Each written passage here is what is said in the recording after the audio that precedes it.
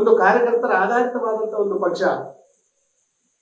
ಅದು ಯಾವುದೇ ಏರುಪೇರುಗಳಿದ್ರೂ ಕೂಡ ಅದನ್ನ ನಿರಂತರವಾಗಿ ತಗೊಂಡು ಹೋಗುವಂತಹ ಕೆಲಸ ಕಾರ್ಯಗಳನ್ನು ಮಾಡುವಂತಹ ಶಕ್ತಿ ಅದು ಭಾರತೀಯ ಜನತಾ ಪಾರ್ಟಿಗಿದೆ. ಅದನ್ನ ವಿನಿಯೋಗ ಮಾಡುವಂತ ಸಮಯ ಬಂದಿದೆ ಈಗ. ಭಾರತೀಯ ಜನತಾ ಪಾರ್ಟಿ ಕೇವಲ ಅಧಿಕಾರ ಪ್ರಾಮುಖ್ಯ ಅಲ್ಲ. ನೀವೆಲ್ಲ ನೋಡಿದ್ದೀರಿ, ನಮ್ಮ ಪಕ್ಷದ ಉದಯಗಳಾದ್ದೇ ಅಧಿಕಾರವನ್ನು ತ್ಯಾಗ ಮಾಡಿ ಶ್ಯಾಮ್ ಪ್ರಸಾದ್ ಮುಖರ್ಜಿ ಅವರು ಕೇಂದ್ರದಲ್ಲಿ ಮಂತ್ರಿಯಾಗಿದ್ರು.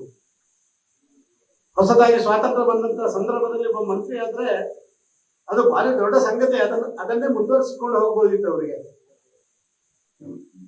ಆದ್ರೆ ಯಾವಾಗ ಶ್ಯಾಮ್ ಪ್ರಸಾದ್ ಮುಖರ್ಜಿ ಅವರು ನಿಶ್ಚಯ ಮಾಡಿದ್ರೋ ಈ ದೇಶದ ಆಚಾರ ವಿಚಾರ ಸಂಸ್ಕೃತಿ ಪರಂಪರೆಗಳ ಆಧಾರದ ರಾಜನೀತಿ ಆಗ್ಬೇಕು, ಯಾವುದೋ ಗುಲಾಮಗಿರಿಯಲ್ಲಿ ನಾವು ನಡೆದು ಬಂದಂತ ರೀತಿಯ ಆಡಳಿತ ನಡಿಬಾರದು, ವಿದೇಶದ ವಿಚಾರ ಆಧಾರಿತವಾದಂತ ರಾಜನೀತಿ ಆಗಬಾರದು ಅಂತ ಹೇಳುವಂಥದ್ದನ್ನ ಅವರು ಪ್ರತಿಪಾದನೆ ಮಾಡಿ ಅದಕ್ಕೆ ಆ ಸರ್ಕಾರದಲ್ಲಿ ಗೌರವ ಸಿಕ್ಕಿದಾಗ ಅಲ್ಲಿಯ ತನ್ನ ಮಂತ್ರಿ ಸ್ಥಾನಕ್ಕೆ ರಾಜೀನಾಮೆ ಕೊಟ್ಟು ಭಾರತೀಯ ಜನಸಂಘವನ್ನು ಕಟ್ಟಿದ್ರು. ಅಲ್ಲಿಂದ ಬಂದವರು ನಾವು, ಆ ಹೆಮ್ಮೆ ನಮಗಿದೆ.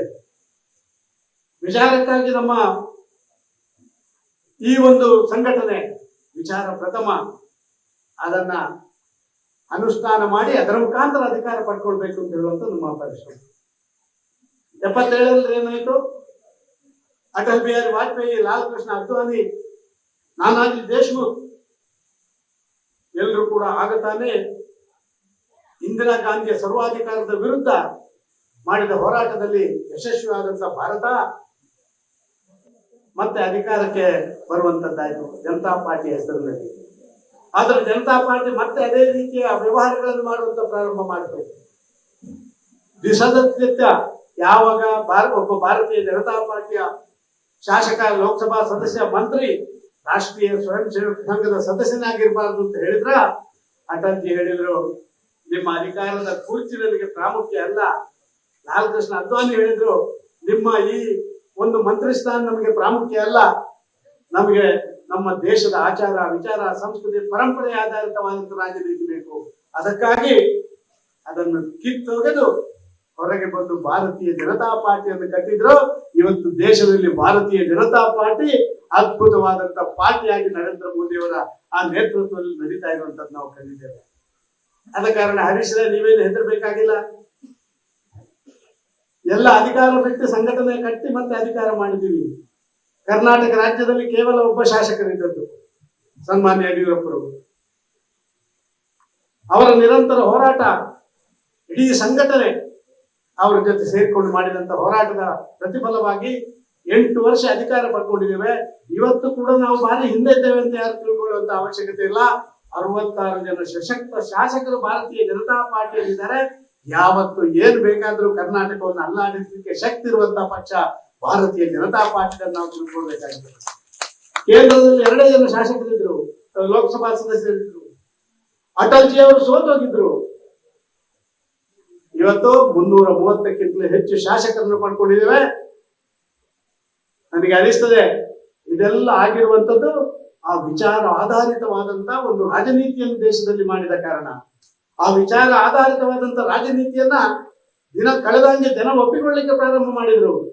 ಸ್ವದೇಶಿ ವಿಚಾರಗಳು ಅದು ಜಗತ್ತಿಗೆ ಶಕ್ತಿ ಕೊಡಬಲ್ಲಂತ ಭಾರತವನ್ನು ನಿರ್ಮಾಣ ಮಾಡಬಲ್ಲದು ಅಂತ ಹೇಳುವಂತ ಆ ಪರಿಕಲ್ಪನೆಯ ಆಧಾರದಲ್ಲಿ ಇವತ್ತು ಭಾರತೀಯ ಜನತಾ ಪಾರ್ಟಿ ಮುಂದೆ ಹೋಗ್ತಾ ಇರುವಂತದ್ದು. ನಾನು ನಿಮ್ಮಲ್ಲಿ ಹೇಳಲಿಕ್ಕೆ ಇಚ್ಛೆ ಪಡ್ತಾ ಇದ್ದೇನೆ. ಪ್ರಾಯಶಃ ಸುದೀರ್ಘವಾದಂತ 75 ವರ್ಷಗಳ ಪ್ರಜಾತಂತ್ರ ವ್ಯವಸ್ಥೆಯಲ್ಲಿ ಜನರಿಗೆ ಕೊಟ್ಟ ಭರವಸೆ ಏನ್ ಹೇಳ್ತೀವಿ ನಾವು, ಚುನಾವಣೆಗೆ ಮೊದಲು ಒಂದು ಪತ್ರಕವನ್ನು ಎಲ್ಲರಿಗೂ ಕೊಡ್ತೇವೆ, ಏನು ಮ್ಯಾನಿಫೆಸ್ಟೋ ಒಂದನ್ನು ಕೊಡ್ತೀವಿ ನಾವು. ಆ ಮ್ಯಾನಿಫೆಸ್ಟೋದಲ್ಲಿ ಹೇಳಿದಂತ ಎಲ್ಲವನ್ನ ಇನ್ಕ್ಲೂಡಿಂಗ್ ರಾಮ ಮಂದಿರವನ್ನು ನಿರ್ಮಾಣ ಮಾಡಿದಂತ ಯಾವ್ದಾದ್ರು ಒಂದು ಪಾರ್ಟಿ ಇದ್ರೆ ಅದು ನಿಮ್ಮೆಲ್ಲರ ಭಾರತೀಯ ಜನತಾ ಪಾರ್ಟಿ. ಇವತ್ತು ಜನರಿಗೆ ಕೊಟ್ಟ ಭರವಸೆಯನ್ನು ಈಡೇರಿಸುವಂತ ರಾಜನೀತಿ ಅದು ಈ ದೇಶದಲ್ಲಿ ಇಲ್ಲೇ ಇರಲಿಲ್ಲ. ಗರೀಬಿ ಹಠಾವ್ ಅಂತೇಳಿ 3 ಬಾರಿ ಗೆದ್ರು ಇಂದಿರಾ ಗಾಂಧಿ ಕಾಂಗ್ರೆಸ್ ಅನ್ನ. ಕೇವಲ ಒಂದು ಸ್ಲೋಗನ್, ಗರೀಬಿ ಹಠಾವ್ ಮಾಡ್ಲಿಕ್ಕೆ ನರೇಂದ್ರ ಮೋದಿ ಅವರು ಬರ್ಬೇಕಾಯ್ತು. ನಾವು ಹೇಳಿದಲ್ಲ, ವಿಶ್ವಸಂಸ್ಥೆಯ ಅಂಕಿಅಂಶಗಳು ಬಂದಿದೆ. 24 ಕೋಟಿ ಜನ ಇವತ್ತು ಬಡತನದಿಂದ ಮೇಲಕ್ಕೆ ತರುವಂತ ಕೆಲಸವನ್ನ 9 ವರ್ಷದಲ್ಲಿ ನರೇಂದ್ರ ಮೋದಿ ಅವರು ಮಾಡಿದ್ದಾರೆ ಅಂತ ಹೇಳಿದ್ರೆ ಘೋಷಣೆ ಆಧಾರಿತವಾದಂತ ರಾಜನೀತಿ ಅಲ್ಲ, ಭಾಷಣದ ಆಧಾರಿತವಾದಂತ ರಾಜನೀತಿ ಅಲ್ಲ. ಏನು ಭರವಸೆಯನ್ನು ಕೊಟ್ಟಿದ್ದೇವ ಅದರ ಆಧಾರಿತವಾದಂತ ರಾಜನೀತಿಯನ್ನು ಮಾಡಿರುವಂತದ್ದು ನೀವು ಕಂಡಿದ್ದೀರಿ. ಈಗಾಗಲೇ ನಮ್ಮ ಅಧ್ಯಕ್ಷರು ಹೇಳಿದ್ರು, ಹರೀಶ್ ಹೇಳಿದ್ರು, ಹಲವು ಸಂಗತಿಗಳನ್ನು ಹೇಳಿದ್ರು ಹೇಗೆ ನಡ್ಕೊಂಡು ಬಂದಿದ್ದೇವೆ ಅಂತ. ನಿಜ, ಜನರ ಅಪೇಕ್ಷೆ ಇನ್ನೊಂದಿದೆ, ಇನ್ನೊಂದು ಕಾಮನ್ ಸಿವಿಲ್ ಕೋಡ್ ಕೂಡ ಬರಬೇಕು ಅಂತ ಹೇಳುವಂತ ಆಶೆ ಇಡೀ ಭಾರತ ದೇಶದ ಜನರಲ್ಲಿದೆ. ನನಗೆ ವಿಶ್ವಾಸ ಇದೆ, ಎರಡು ಕೆಲಸಗಳು, ಒಂದು ಕಾಮನ್ ಸಿವಿಲ್ ಕೋಡ್ ಮತ್ತು ಏಕಕಾಲದಲ್ಲಿ ಚುನಾವಣೆ ಈ ದೇಶದಲ್ಲಿ. ಇದು ಎರಡು ಭಾರತೀಯ ಜನತಾ ಪಾರ್ಟಿ ಕಲ್ಪನೆಗಳು. ಈಗಾಗಲೇ ನಮ್ಮ ಲಾ ಡಿಪಾರ್ಟ್ಮೆಂಟ್ ಇಂದ ಇದಕ್ಕೆ ಬೇಕಾದಂತ ಕೆಲಸ ಕಾರ್ಯಗಳನ್ನು ಮಾಡುವಂತದ್ದು ಮಾಡಿ ಆಗಿದೆ. ಈಗಾಗಲೇ ಇದಕ್ಕಾಗಿಯೇ ಮಾಜಿ ರಾಷ್ಟ್ರಪತಿಯ ನೇತೃತ್ವದಲ್ಲೇ ಒಂದು ಸಮಿತಿಯನ್ನು ರಚನೆ ಮಾಡಲಾಗಿದೆ. ನಾವೆಲ್ಲ ನೋಡಿದ್ರೆ ಅರ್ಥ ಮಾಡಿಕೊಳ್ಬೇಕು. ನುಡಿದಂತೆ ನಡೆಯುವಂತ ಸರ್ಕಾರ, ಸಿದ್ದರಾಮಯ್ಯ ಹೇಳ್ತಾರೆ ನುಡಿದಂತೆ ನಡೆದಿದ್ದೇವೆ,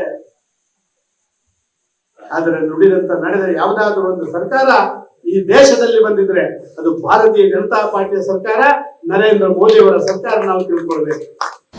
ಅನುಕ್ಷಣದ ಸುದ್ದಿಗಳಿಗಾಗಿ ವಿಸ್ತಾರ ನ್ಯೂಸ್ ಯೂಟ್ಯೂಬ್ ಚಾನೆಲ್ ಸಬ್ಸ್ಕ್ರೈಬ್ ಮಾಡಿ.